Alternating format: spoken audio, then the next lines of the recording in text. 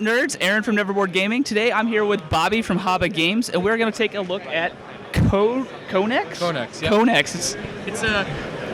It's a weird word. Yes, it's an abstract strategy card game. So we're going to have a hand of cards. Object of the game is to be able to place your cards down in what are called CONEX corners. So a little bit of play on words from connecting. So if I were to play this here, I would score 4 points for my corner. Okay. So I would just move up on the track 4 spaces. And the goal of the game is to get to the end of the track first. This triggers endgame, so even though you get there first, everybody still finishes their turn. So you can either play cards or draw, so you can't do both normally on a turn, unless you play cards that cover up or touch part of these action cards. So if I were to play, like let's say this was here, and then I were to play here, because I played a CONEX corner on this card, I would then be able to roll this die. So this die has card draw on it, so that's really the only other way to draw cards.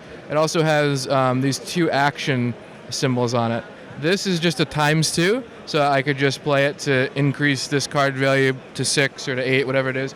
But the interesting part with both of these is you can only play them on your next turn. So they can be stolen. So if you were to be able to play something else touching this yellow card or a different card, you could roll this die, and if you rolled one of this, you could take it from me. Okay, and can you save it for multiple rounds if you're crazy? Yeah, if you don't want to play it for whatever reason and trying to save up to a higher number, a 4 or 5, something like that, that's fine. It's just going to be more vulnerable. You're going to potentially get it stolen, more likely. This lets you, it makes everybody else discard a card, and then you can use it to remove a card from an edge. So it gets rid of a card. So this then frees up, to be able to play on again. So. Okay, that's interesting. So, wow, this is a very interesting concept. Yeah, it's definitely very abstract, certainly. The thing that I think is cool is the board limit is just the size of your table, because you can't have cards hanging off the edge. So really, we can build out in whatever direction we want to, but as soon as we hit a table edge, that's the limit of the game. I think that's a neat little feature of it as well. So if you don't want that to ever happen, just play on a big table. Yeah, or the floor. But I think having the table limit is an interesting constraint, because eventually, we're obviously getting close on this side where I'm only going to be able to play a few cards. You can never cover multiple cards, so blocking people becomes important, especially for valuable cards like the action die, or this is just a +2 to the card that you play onto. So those blocking people out from those positions become important, and there's some strategy in that placement that I think is really interesting as well. It seems pretty straightforward. Yep. And it's just a race to the end. Yep. Is there any scoring when you play your corners? Yeah, you're just scoring points when you play your corners. So it's whatever the value is. You're just, like you said, just racing to the end. And once I get to the end, does everybody else still take their turn? Yeah, that triggers endgame. So everybody still finishes the round off. So it's equal turns for everybody. So whoever's furthest along, if I were to lap back around, whoever's furthest along on the track wins. So this doesn't just stop the game like, oh, I've won.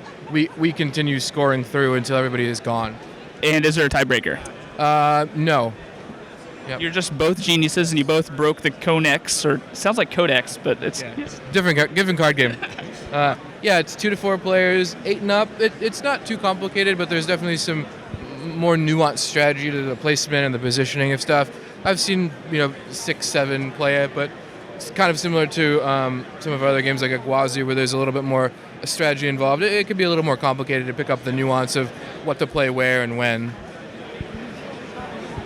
Well, awesome. This sounds like a really abstract, deep game. If you're into something like that where you could have a deep strategy or just, play it a little lighter, you should definitely check this game out. And it's nice and portable, too. It's a nice small box, so it's good to have in a backpack and just play out, because it takes up an impressive amount of table space when you actually play it through. So yeah, but being portable is definitely a plus. So we'll have a link in the description box down below where you can pick yourself up a copy of this game. And while you're down there, don't forget to subscribe to our channel so you'll never be bored.